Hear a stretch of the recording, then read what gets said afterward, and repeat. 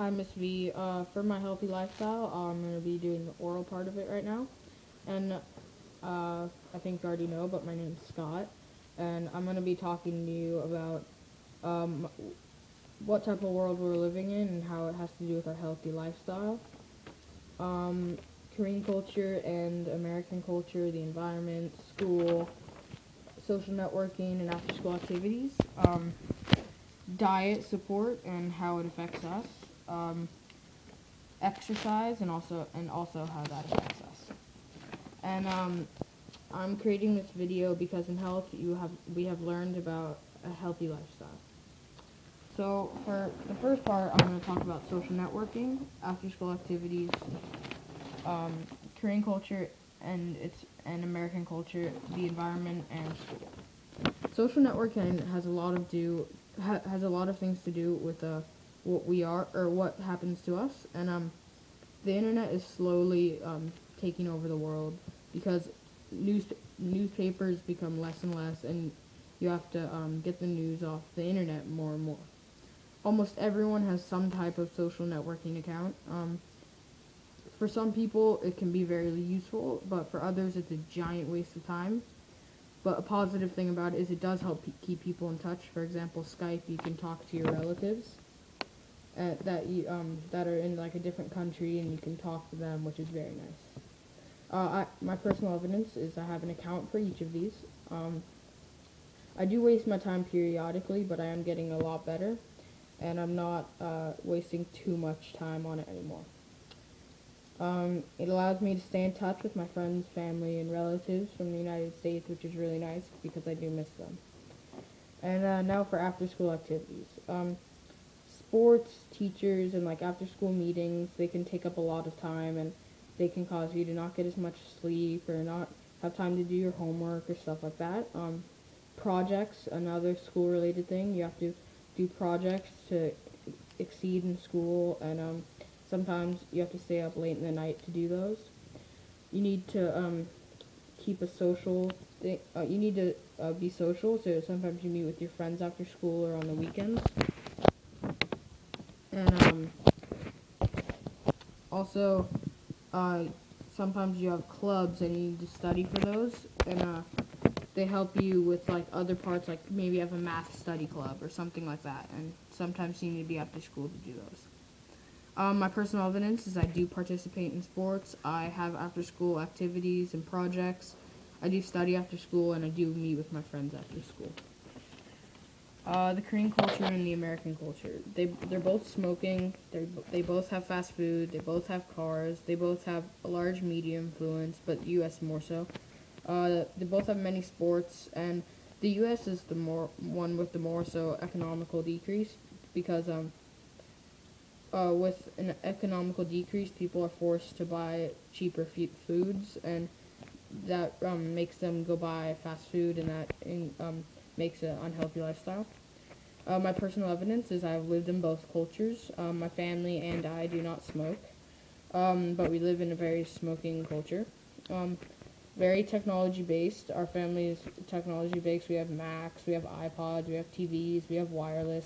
But I feel like if the internet was taken away from our family forever, we could live with it, and we would still have things to do.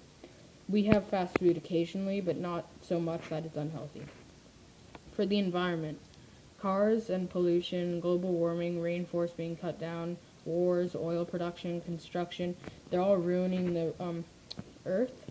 But some people are trying to stop those things, which is helping the earth kind of recover. But all of those things are definitely decreasing the environment, therefore decreasing decreasing our life. And for my fourth fact, or my personal evidence is I live on the earth.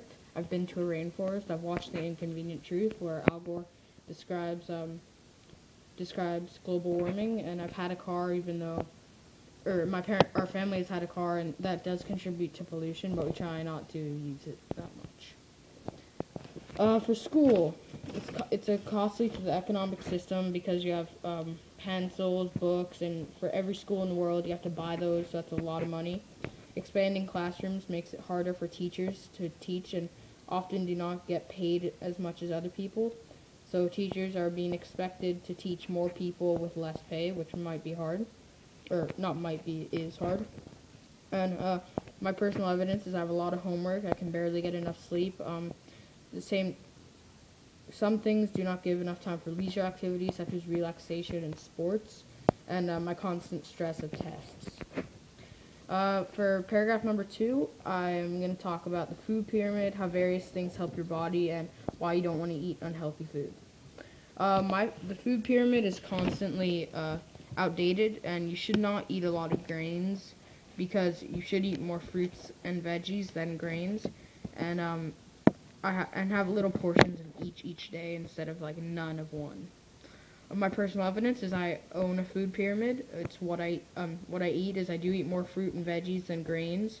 I should eat a lot of fruit and a lot of veggies, even though I already do eat a good amount of them. I think I should eat more. I think a food pyramid should be fruit and veggies for the most, then grains, and then dairy, and then oils and stuff. Various things help your body. Carbohydrates give you energy. Calcium makes and strengthens bones. Protein replaces tissues, grows and repairs and builds cells. Iron makes oxygen, carrying protein, blood circulation and flow. And zinc is used for biological functions you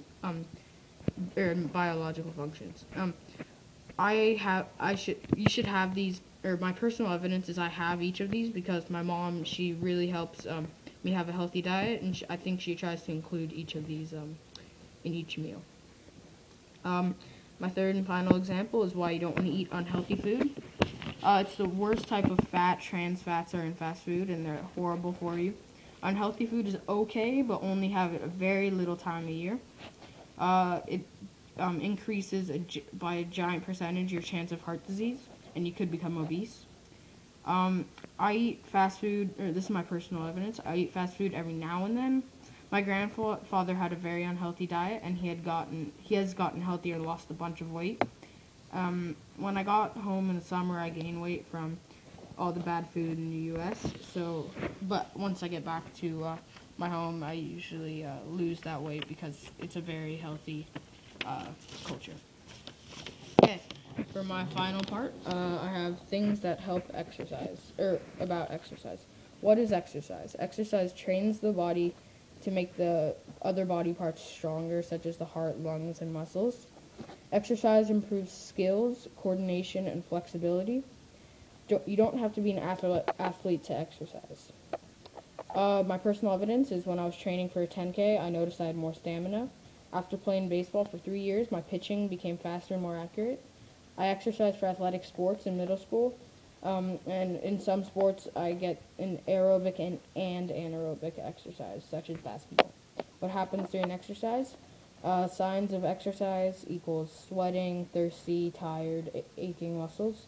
Muscles grow larger and you burn fat. That's because when you exercise you get thinner. My personal evidence is I exercise about 3 times a week for at least an hour and a half. I sweat each time I exercise, and I'm not obese because I exercise. The benefits of exercise are your body parts grow much larger, you sleep better, your strength and stamina are increased, more endorphins. Endorphins make you feel happy.